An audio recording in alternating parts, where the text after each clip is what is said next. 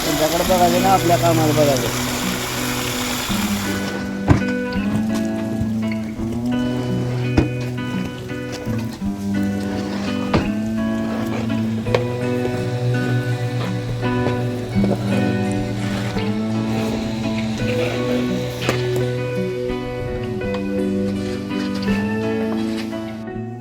आज अनेकांना शेती म्हटलं की नकोशी वाटते. अनेक तरुण मंडळी स्वतःची शेती आणि गाव सोडून रोजगारासाठी शहराकडे स्थलांतर होतात. मात्र अशाही परिस्थितीत लातूरमध्ये एक महिला पारंपरिक पद्धतीने शेतीसोबतच सेंद्रिय गुळाची निर्मिती करते. या आहेत लातूर जिल्ह्यातील औसा तालुक्यातील खुंटेगाव इथल्या 35 वर्षीय महिला शेतकरी रोहिणी कोल्हे. स्वतःच्या 5 एकर शेतीतून सेंद्रिय ऊस आणि त्यापासून सेंद्रिय गुळ निर्मितीचा उद्योग मागच्या 10 वर्षापासून उभा केलाय आणि तो व्यवसाय यशस्वीरित्या त्या चालवत आहेत. पुणे, मुंबई, सोलापूर, संभाजीनगर या भागात देखील त्या गुळाचा पुरवठा करतात. 2014 पासून उभारलेल्या या व्यवसायात त्यांच्या पतीचा, मुलाचा आणि सासऱ्यांचा मोठा सहभाग आहे. सेंद्रिय गुळ उत्पादनातून रोहिणी कोल्हे या वर्षाकाठी किती उत्पन्न घेतात हे त्यांच्याच तोंडून ऐका. भारत हा कृषीप्रधान देश म्हणून ओळखला जातो. भारतातील एकूण लोकसंख्येच्या 70% लोक हे शेती व शेतीशी निगडीत असलेल्या व्यवसायांवरती आधारित आहेत. लातूर जिल्ह्यातील खुंटेगाव येथील कोल्हे मॅडम यांनी शेतामध्ये सेंद्रिय शेतीचा प्रयोग केलेला आहे. या माध्यमातून दरवर्षी ते लाखोचं उत्पादनही मिळवत आलेले आहेत. आत्ता आपण त्या आपल्या सोबत आहेत. मॅम, तुमचं स्वागत आहे महाराष्ट्र टाइम्समध्ये. काय सांगाल, कशा पद्धतीने तुम्ही सेंद्रिय शेती करत आलेला? नमस्कार, माझं नाव मोहिनी एकनाथ कोल्हे. आम्ही सेंद्रिय शेती करत आहोत. कारण की शेतकरी रासायनिक पद्धतीने शेती पिकवतात, पण आम्ही ऑर्गॅनिक पद्धतीने शेती पिकवली. कारण की आपल्या मालाला पण भाव चांगला येईल आणि जे आरोग्य आपलं जे बिघडत चाललेलं आहे ते आरोग्य पण सुधारेल. त्याच्यासाठी आम्ही सेंद्रिय शेतीकडे वळलो. आमच्या मालकांना अगोदरच सेंद्रिय शेतीची माहिती होती. वेगवेगळ्या ट्रेनिंगमध्ये जाऊन त्यांना आवड पण खूप प्रचंड प्रमाणात होती. त्यामुळं त्यांनी सेंद्रिय शेतीकडे पद्धतीनं शेती करायचं असं ठरवलं. पण त्यांनी जसं सांगेल तसं मी अगोदर करत राहायची, पण मला कुठलंही ट्रेनिंगची माहिती नव्हती. मग SSP संस्थेमार्फत आम्हाला ट्रेनिंग देतात, वेगवेगळे ट्रेनिंग दिले जातात असं समजलं. आणि आमच्या गावामध्ये अंजली मॅडम, सुमित्रा मॅडम आल्या आणि त्यांनी मला म्हणाले की तुम्ही उद्योजका महिला आहात तर तुम्ही बाहेर निघा आणि बोलायला शिका.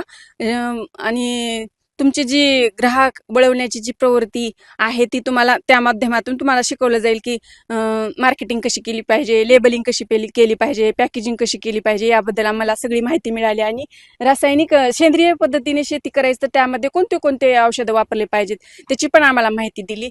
कोणती औषधं वापरली? आम्ही जीवामृत, दशपर्णी अर्क, पुन्हा नीम अर्क, पुन्हा वेस्ट डिकम्पोजर, वेगवेगळे खतं, जे समृद्ध खत आहे ते पण कसा बनवायचा आणि किती प्रमाणात दिला पाहिजे हे पण आम्हाला माहिती दिली. आता याच सोबत तुम्ही तुमच्या शेतामध्ये किती ऊसाची लागवड केलेली आहे व त्या माध्यमातून किती रुपयांचं उत्पादन मिळतं तुम्हाला? आमच्या शेतामध्ये आता 2.5-3 एकर ऊस आहे आणि त्याचं उत्पन्न निघतंय 5 लाखाचं उत्पन्न मिळते आम्हाला. त्या माध्यमातून आम्ही आता याच सोबत अजून एक गोष्ट आहे जी सर्वात महत्त्वाची व्यवसायामध्ये मानली जाते, ते म्हणजे ग्राहक. तर लातूर शहरामध्ये तुमचं कुठं मिळतं, काय नाही, का डायरेक्ट तुमच्याकडे ग्राहक घेऊन जातात? आम्हाला कुठं मार्केटिंगला जायची गरज नाही, मार्केटला पण जायची गरज नाही. आणि जे शेतकरी ते ग्राहक असे आमचे ग्राहक जोडलेले आहेत, त्यामुळे आम्हाला कुठल्याही मार्केटला जायची गरज पडत नाही. काय प्रोडक्ट नेमके तुम्ही बनवता, किती किलोचं, काय कसं? आम्ही 10 किलोचे, 5 किलोचे काकवी आणि छोट्या छोट्या 5 ग्रॅमच्या वड्या, या गुळ पावडर अशा पद्धतीने आम्ही बनवून देतो.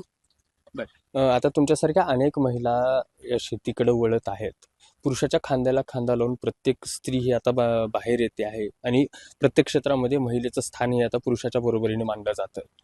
तर मला हे सांगाल की अजून महिलांसाठी तुमच्यासारख्या नवीन ज्या शेती प्रयोग करतायत त्यांच्यासाठी काय संदेश द्याल? मला जे ट्रेनिंग दिले ते त्या ट्रेनिंगच्या माध्यमातून मी पण त्या महिलांना सांगेन की मार्गदर्शन करेन की अशा पद्धतीने सेंद्रिय शेती करा की तुमचं आरोग्य पण चांगलं राहील, तुमच्या कुटुंबाचं आरोग्य जपलं जाईल, जे होणारा शेतीवर खर्च आहे तो पण कमी होईल आणि तुम्हाला चांगल्या प्रमाणात त्या मालाला तुमचा भाव भेटेल, असं मी त्यांना मार्गदर्शन करेन. बरं, तुम्ही जे आता शेतामध्ये खत वापरता, जसं की तुम्ही जीवामृत सांगितलं, डिकम्पोजर सांगितलं वगैरे, हे जे काही नीम अर्क वगैरे सांगितलं, हे तुम्ही स्वतः बनवता का मार्केटमधून कुठून घेऊन येता? आम्ही आमच्या शेतामध्ये स्वतः बनवतो. आमच्या जनावर आहेत, शेणखत वापरतो, गांडूळ खत वापरतो, हेच आमच्या शेतामध्ये टाकला जातो. आता याचसोबत दर वर्षाला 5 लाख रुपयाचे उत्पादन घेत आहात तुम्ही, तर हे प्रयोग किती दिवसापासून करत आहात? आमचा हा प्रयोग 2014 पासून करत आहोत. यात ऊसासोबतच दुसरेही तुमचे प्रोडक्ट आहेत का? काय कोणते प्रोडक्ट तुम्ही अजून दुसरे मार्केटमध्ये, कारण कामधेनू नावाने तुम्ही एक फर्म चालवताय, तर त्या अंतर्गत काय काय प्रोडक्ट तुम्ही घेऊन येता? आम्ही अगोदर ऊसाचं उत्पन्न घेऊन गुळ बनवायचो.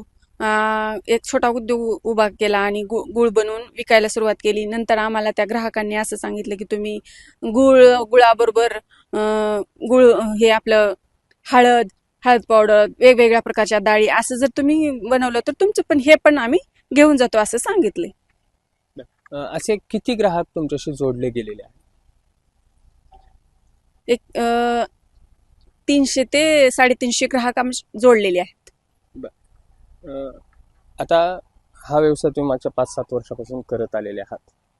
आता याच्यामध्ये अजून काय नवीन प्रोडक्ट वगैरे तयार करणार आहात का? अजून काही विजन आहे का तुमचं? आणखीन तर काही विचार नाही, पण पुढे चालून आम्ही उद्योगात वाढ करणार आहोत.